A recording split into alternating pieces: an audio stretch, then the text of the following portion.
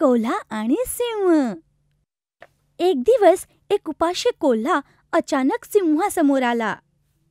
काय कोल्होबा?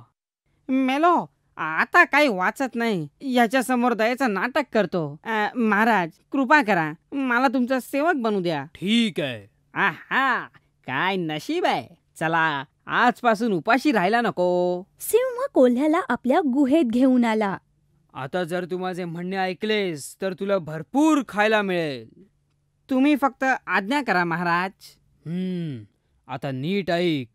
रोज सकाळी त्या डोंगरावर जायचं आणि नीट बघायचं खाली कोणी प्राणी चरताना दिसतोय का ते. काय? आणि मग? हा हा हा हा, मग मला येऊन सांग. मी एक मंत्र म्हणीन. देवा मला ताकद दे, जंगला मला शिकार दे. मग मी शिकार करीन आणि आपण भरपेट भोजन करू. नीट समजलं ना तुला कोल्होबा?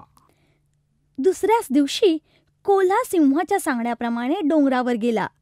त्याला खाली एक हत्ती दिसला. कोल्हा धावतच सिंहाकडे आला. महाराज हत्ती, बोला बोला. देवा मला ताकद दे, जंगला मला शिकार दे. सिंहाने हत्तीची शिकार केली. सिंहाचे जेवण झाल्यावर उरलेल्या मांसावर कोल्ह्याने ताव मारला. असे अनेक महिने झाले. रोज भरपूर खाऊन खाऊन कोल्होबा चांगलाच गलेलठ्ठ झाला होता.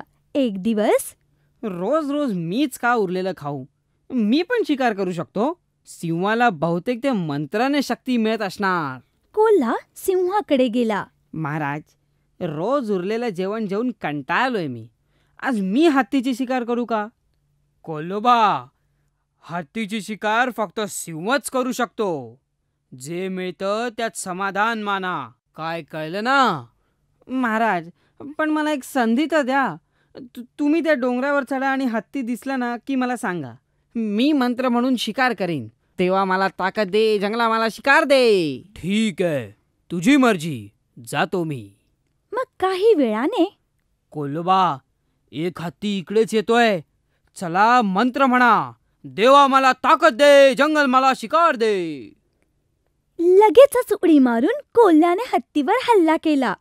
पण हत्तीने त्याला सोंडेत पकडून जमिनीवर आपटून मारून टाकले. दुसऱ्याची खोटी नक्कल कधीही करू नये.